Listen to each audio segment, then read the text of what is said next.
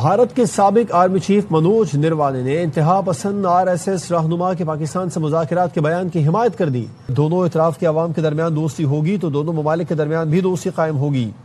BCCI के नायब सदर राजीव शुक्ला ने कहा कि अब आरएसएस पाकिस्तान से बातचीत, अच्छे ताल्लुकात, वीज़ों, तिजारत और क्रिकेट की वकालत कर रही है। ट्रंप साहब का दौरा चीन और इंडिया से अचानक आवाज़ें आ रही हैं जी पाकिस्तान से बातचीत होनी चाहिए।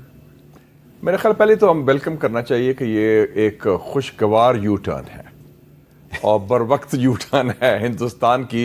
ये अच्छी बात है कि अगर आरएसएस के जनरल सेक्रेटरी ने ये बात कही है कि हमें पाकिस्तान के साथ बातचीत करनी चाहिए। अगर एक इनिशिएटिव जो है वो भारत ने लिया है, भारत की तरफ से कुछ लोगों ने ये बात की है कि पाकिस्तान के साथ डायलॉग किया जाए, जबकि बहुत सारे हिंदुस्तानी ऐसे भी होंगे जो इस बात को पसंद नहीं करेंगे, जो इस बात के लिए कहेंगे कि नहीं ऐसा नहीं होना चाहिए, बात नहीं करनी चाहिए। कई बार हम पहले बात करके देख चुके हैं लेकिन कुछ भी हासिल नहीं हुआ। बेसिकली पाकिस्तान ने अपनी पॉलिसी चेंज कर ली है भारत के हवाले से, और वो ये पॉलिसी है कि इन केस ये कुछ ऐसा करते हैं, पाकिस्तान पे हमला करते हैं, तो हम ये करेंगे कि हम सिंपली भारत के जितने भी कमर्शियल सेंटर्स हैं, इकोनॉमिक एक्टिविटीज जो हैं, वो उनको वहां पे हिट करेंगे, ताकि जो दुनिया ये अपने आप को राइजिंग इकोनॉमी कहते हैं और ये बाकी चीजें कहते हैं, दुनिया को ये पता चले कि इनकी इकोनॉमी वगैरह कोई नहीं है और इनकी इकोनॉमी कमजोर है, हम इनकी इकोनॉमी को हिट करेंगे क्योंकि ये इनकी स्ट्रेंथ है। सो ये पाकिस्तान के फील्ड मार्शल सैयद आसिम मुनीर का बड़ी क्लैरिटी से उन्होंने एक्सप्लेन किया, which makes a lot of sense. तो आरएसएस के सेक्रेटरी जनरल हैं बुसाबले साहब, इन्होंने एक स्टेटमेंट दिया, जरा सुने वो क्या कह रहे हैं। If the Pakistani is the pinpricks, we need not close the doors. We should always be ready to engage them in dialogue. That's why diplomatic relations are maintained. Okay. Trade and commerce goes on. Yeah. Visas are being given. There should be a window for always for a dialogue. और फिर उसके बाद जो Indian intelligence agency है raw, उसके एक साबिक सरबराह हैं एएस दौलत साहब, फिर वो मैदान में आए, वो क्या कह रहे हैं वो भी सुने। ग्रेजुअली हम आइसोलेट हो रहे हैं। ये आइसोलेशन जो हम चाहते हैं ना, ये पुरानी कहानी है कि पाकिस्तान टूट जाएगा, बिखर जाएगा, ये है वो ख़त्म हो जाएगा। पाकिस्तान ख़त्म नहीं होने वाला है, ये बिखरने वाला नहीं है, टूटने वाला नहीं है। बातचीत कभी रुकनी नहीं चाहिए, पाकिस्तान के साथ बातचीत होती रहनी चाहिए। और फिर एक इंडिया के साबिक आर्मी चीफ हैं, उन्होंने भी ये इसी तरह का स्टेटमेंट दे दिया है। और हाँ, तो वो भी स्टेटमेंट आ गया। और प्रेस ट्रस्ट ऑफ इंडिया ने, यानी कि उनकी जो ऑफिशियल न्यूज़ एजेंसी है सरकारी, उसने ये स्टेटमेंट जारी की। मेरा ख्याल है कि आरएसएस जो है उसका पाकिस्तान पे नज़रिया थोड़ा मुख्तलिफ है।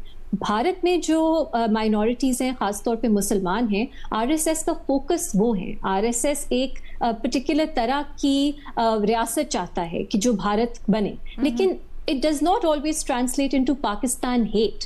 माजी में भी बल्कि आरएसएस पे बहुत लोग ये इल्ज़ाम लगाते हैं कि वो पाकिस्तान की मोहब्बत है उन्हें, और पहले भी हमने बहुत बार देखा है क्रिटिकल मोमेंट्स पे आरएसएस के बयानात आते हैं कि पाकिस्तान से डायलॉग करना चाहिए। तो इतराफ है कि हिंदुस्तान की पॉलिसी फेल हो गई है टुवर्ड्स पाकिस्तान। पाकिस्तान को डिमोनाइज करो, पाकिस्तान को डैमेज करो, पाकिस्तान को आइसोलेट करो, तनहा करो, वो फेल हो गई है। और वो फेल कहाँ हुई है? इनके अपने बाप के घर वॉशिंगटन डीसी में। अब इंडिया के अंदर वो कुछ लोग हैं, जैसे सुशांत सरीन है, वो क्या कह रहा है, अच्छा प्रेस ट्रस्ट ऑफ इंडिया जो है, अब उसको ये जिम्मेदारी दे दी गई है कि तुम दहशत गर्दों से बात करो। और वो कह रहा है कि ये बेवकूफ है जनरल, ठीक है, और ये पीटीआई का जो काम है ये बेवकूफाना काम है, प्रेस ट्रस्ट ऑफ इंडिया का। ठीक है जी, मैं तो आपको पता है, हम तो हमेशा डायलॉग के हिस्से में रहे हैं। अब वो कह रहे हैं अच्छा आरएसएस ने तो कर लिया, उसकी तो बेवकूफ को समझ नहीं आ रही, लेकिन ये आर्मी चीफ क्यों कह रहा है? ये हमारे जनरल्स का ही इग्नोरेंस का लेवल है, ये क्लूलेस है। ठीक है जी, मुझे ये लगता है, आई थिंक ये चीज बड़ी इंटरेस्टिंग है कि इस चीज को अप्रिशिएट करना चाहिए। मैं समझता हूं जनरल मनोज नरवाने ने जो बात की है बड़ी अप्रिशिएबल बात है। मैं तो जाती तौर पे इसको अप्रिशिएट करता हूं, जितना ज्यादा अप्रिशिएट जो है वो किया जाए। लेकिन अगर आप ये समझें कि ये देखें, ये इंडोर्समेंट है ना जो आरएसएस चीफ ने कहा, उन्होंने इससे करा ली। अच्छा, ये भी मैं आपको बताऊं होता क्या है। आरएसएस चीफ ने ये बात की, फिर उन्होंने क्या, किससे लें अप्रूवल? उनको पता है कि जनरल उपेंद्र द्विवेदी जो है, he is already critical of the government, तो he will talk for the peace, Bharat और पाकिस्तान के बीच में पीस की बात करेगा। उन्होंने कहा चलो इससे इंटरव्यू करा लो, चलो इसका इंटरव्यू हो गया, तो वो जो है उसको डबल डाउन कर दिया उन्होंने। उधर पाकिस्तान जो है वो कह रहे हैं हम मिसाइल पे मिसाइल तैयार कर रहे हैं। क्यों? देखिए, दो तीन चीजें हैं। एक तो इंडियन गवर्नमेंट के अंदर ये रियलाइजेशन आ गई है कि पाकिस्तान को आइसोलेट करना चाह रहे थे, पाकिस्तान आइसोलेट नहीं हुआ। दूसरी बात यह है कि उनकी अमेरिका के साथ जो अमेरिका की जो फॉरेन पॉलिसी थी इंडियंस की, वो ये थी कि जनाब खिंच दो, तार दो, फड़ लो, मार देंगे, असी स्ट्रेटेजिक ऑटोनॉमी कर देंगे, ऐ कर देंगे। वो अमेरिकन ने क्या, तुसी बह जाओ।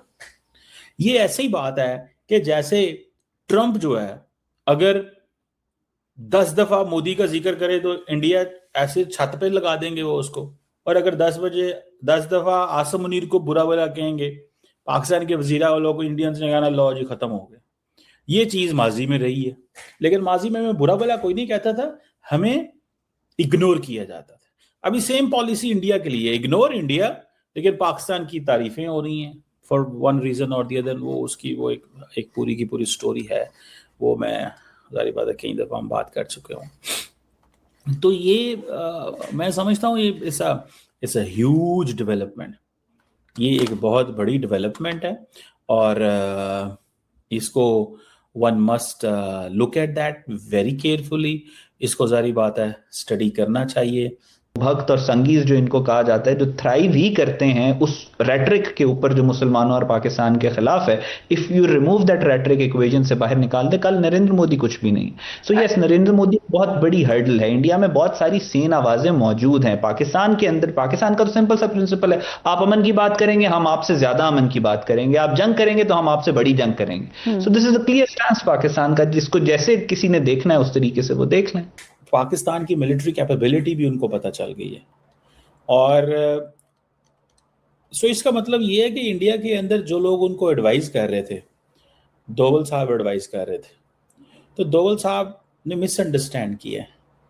ये जो 180 डिग्री का शिफ्ट आया है अमेरिकन फॉरेन पॉलिसी का इस खित्ते के अंदर और इस इधर यहाँ पे, ये कोई ऐसे ही आया है, मतलब इसकी वैल्यू है, इसकी वैल्यू है।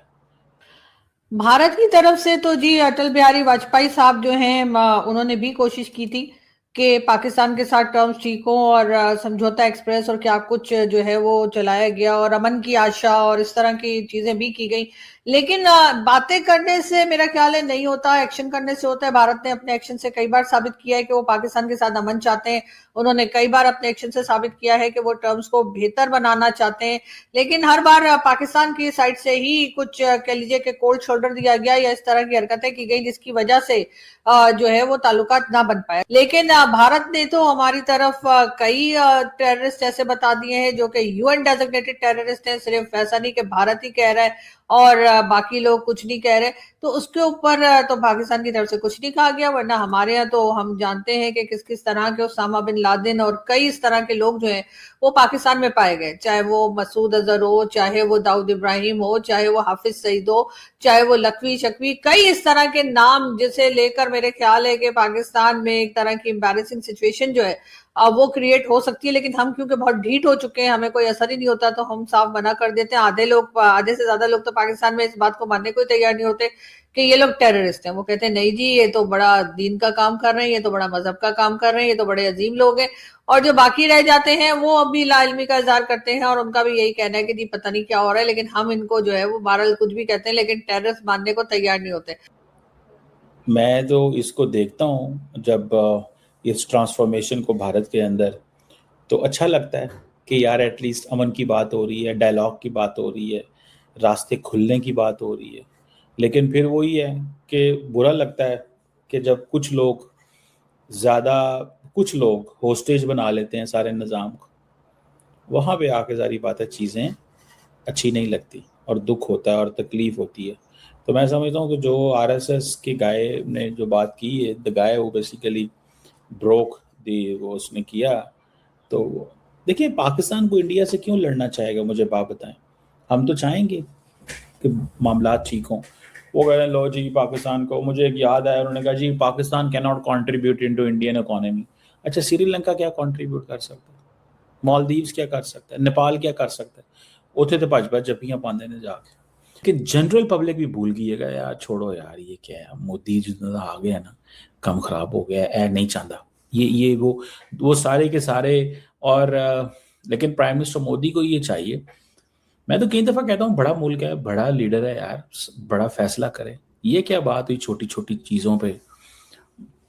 यहाँ तो होता है हम वी वुड हैव सबड्यूड और वी वुड हैव अंडरस्टूड के हाँ जी ये जो कर रहे हैं ना ये मतलब हम उससे दब गए हैं, तो फिर तो बड़ी पॉलिसी थी।